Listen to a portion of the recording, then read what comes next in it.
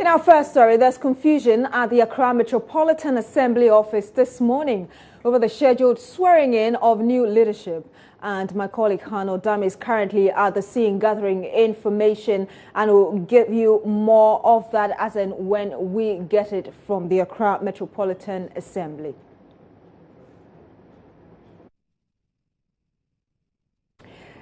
Let's move on to the story. And living with disability in many parts of the capital, sometimes outside, it means living a hopeless life, characterized mainly by street wandering, begging and the like.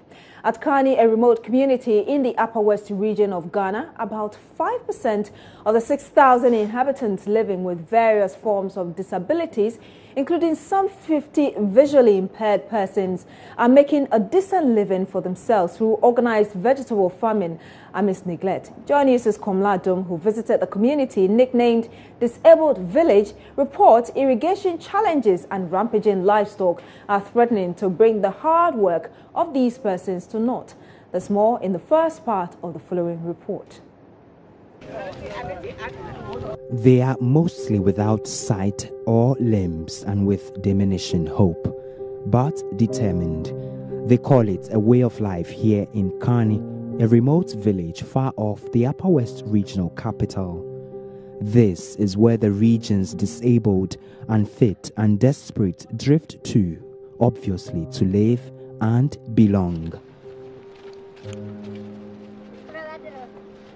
A predominantly farming community in the smallest district of the Upper West region, bordered to the south by the Lambusi district itself, to the north by Ghana's boundary with Burkina Faso, to the west by the Lora district, and to the east by the Sisala West district, Karni has an intriguing story, one that many describe as nothing short of inspirational. In a field of an open vegetable garden for the physically challenged, a man with visual impairment is spending another day watering his beds of vegetable seedlings. 50-year-old Peter, who is visually impaired, has been farming for nearly 10 years in his condition. He tells me he's become so used to the routine without any assistance. Every day I come here, there's not any, I have not any, what will I call it? If you look at, we call what? Guides. I have not any guide. I have children too, but I cannot let them to guide me here so that they are school children. So I'll come in myself. Okay. Yes, and then we do my work. Yeah. Now, how do you identify weeds from the plant? Oh, okay. One here, and then take a root. So do the place and then you stand here. If there is a hole, teach you, and then come, collect the things again like this. Tell you how you make this road. When you do that, you see this here, the wall will go up. If there's here, like that, if you trample things, you know, the water cannot move away. Here, in the line like. So here's my root. This is tomatoes. And here to the same onions like this.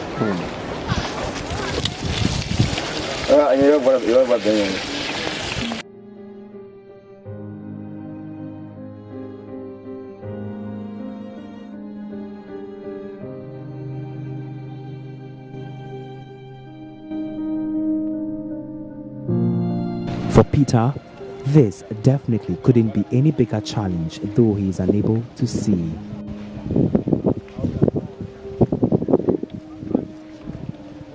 Meet Abdallah. He is in his late 40s. Abdallah, a father of 6, also became visually impaired many years ago. He can't even tell how long. Unlike Peter, Abdallah often requires assistance to make his way to the garden. He sometimes hires children in the community to weed for him at a fee. We are currently on the farm or the garden of the visually impaired people living here in Karni, and it is amazing to see that scores of these people who for some reason cannot see are putting themselves to very good use. It is indicative that with a little effort, all of us can put ourselves to good use. I'm here with one of the visually impaired persons. I'm going to find out from him how he's able to do this.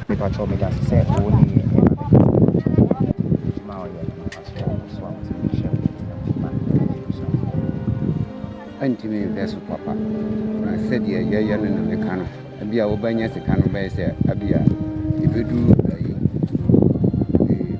1 million. Even though he sometimes gets lost on his way to the farm, he finds some children around who volunteer to help him to get to the farm. He's also been telling us that, for example, when they grow the crops, they do not have a ready market to convey the crops immediately where people can come and buy them in bulk. But he's confident that with the effort he's putting in, life will be better for himself and his family someday. Peter and Abdullah are only two of the over 50 visually impaired persons living here in Karni whose source of livelihood is tilling a garden. 45-year-old Munira crawls across her vegetable bed with a hoe in her hand, softening the hardened earth in preparation to sow onion seedlings. She's been tricycle ridden for nearly 15 years. With her moving aid parked at the garden gate, she crawls on her backside into the garden for work.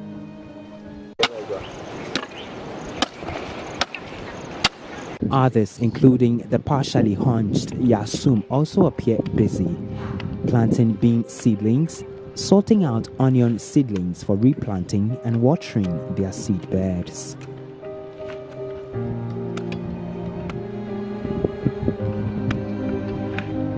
But real-time challenges are threatening to demotivate these hard-working, physically challenged persons.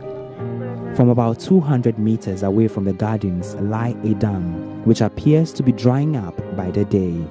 It is the main source of irrigation for these gardeners, but the water canals that link the gardens to the dam are inaccessible. Assembly member of the Karni Central Constituency, Kabiri Luanga, laments an irrigation redevelopment project proposed for the district remains beautifully artworked on a signage. That's the farthest it's gone. See this dam water, but getting to March, you can't drink it. But people, let me tell you, people are drinking from it. Here we have water problem, and even some of the boreholes that were dark, racially dark. Now by March till May, you cannot get water from it unless it starts to rain again. And you see that when the water level rises, then you see that we can get those. So we have water problem. At the far end of the garden, a shoulder-level fencing around the farm has caved in, giving access to stray animals to destroy the crops of these helpless farmers.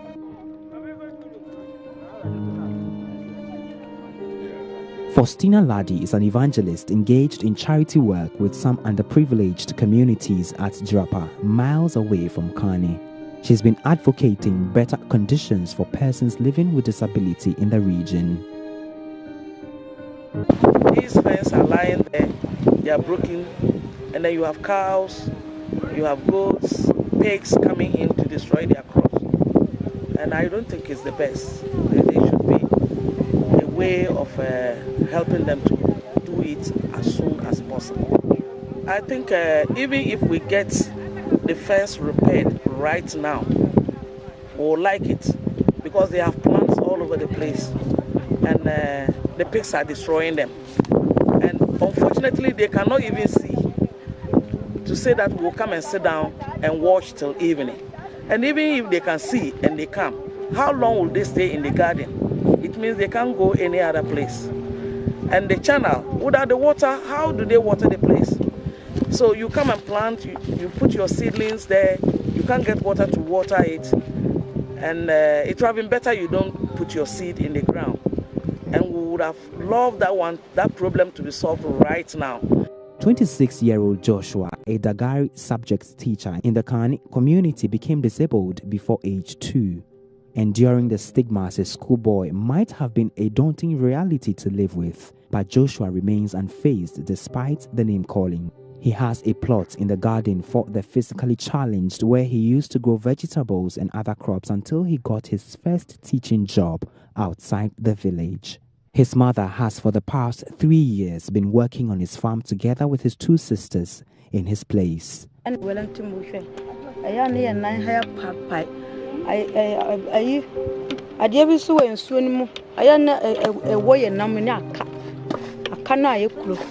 Kaya went to buy the Bashay and name, and it's took an ning.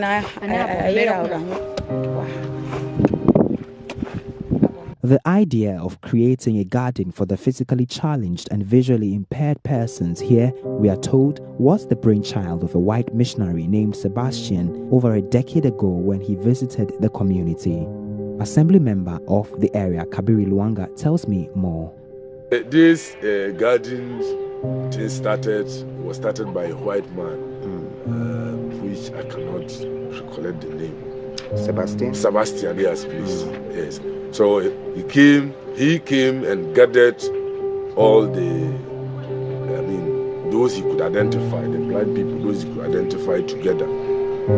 Then he started training them how they can find their ways by themselves. In actual fact, later on he brought an assistant, which was a specialist in garden work.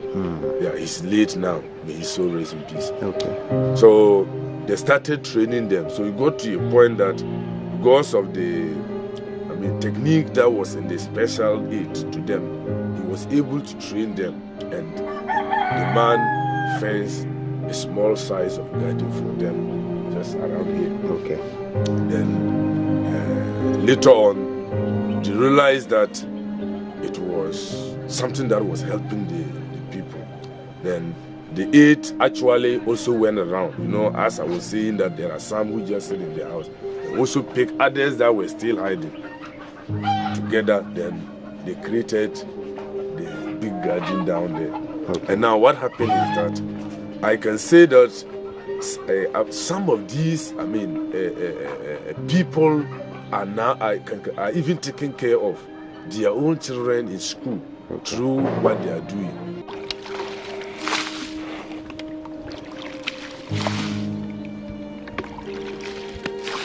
For years, there have been efforts to uncover how one community of about 6,000 people came to have nearly 400 of them suffering one form of disability or another.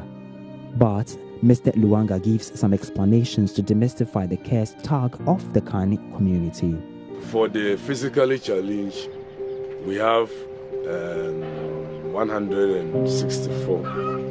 Then the visually impaired, we have 39. Yeah. What about other people with other forms of disability?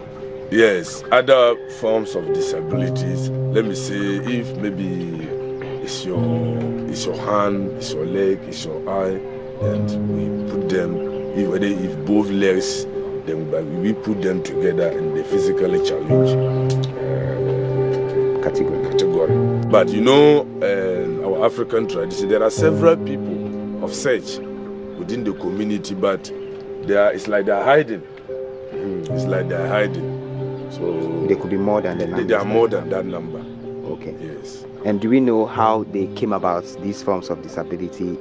Do we know the history behind this? Yes, I can say, especially the visually impaired. I think it came about that so many years back. Karni was a center where they fascinate cattle. Okay.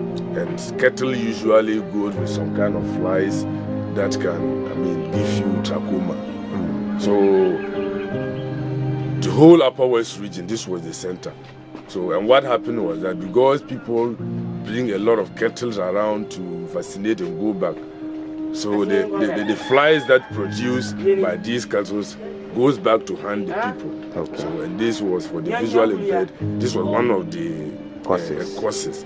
And others too came with it from outside around with it.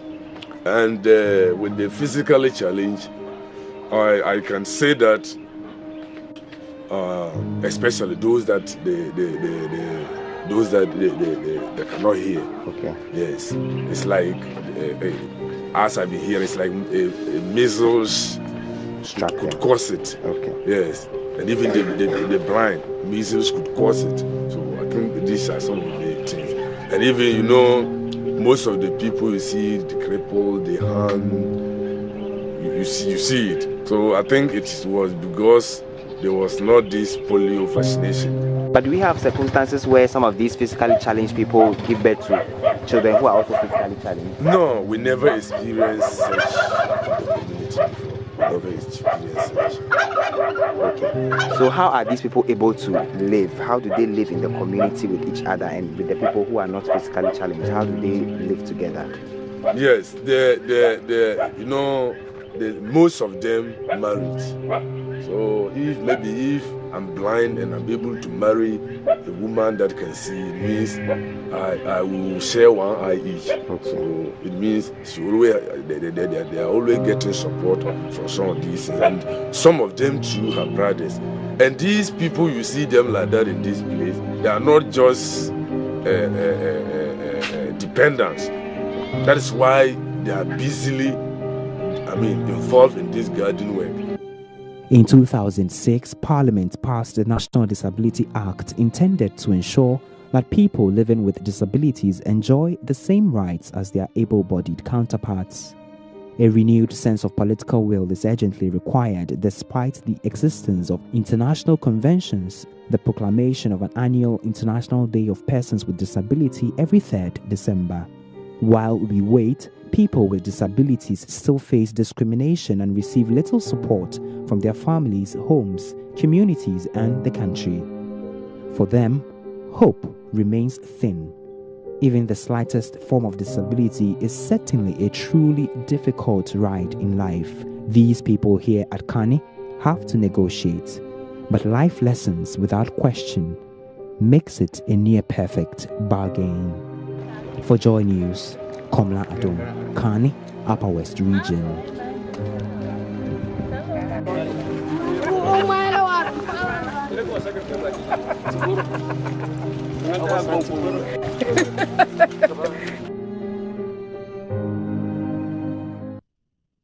Indeed, very touching story there from Komla Adom, and as we said earlier, we'll bring you the second part of this feature. You're still here on News Desk on Joy News.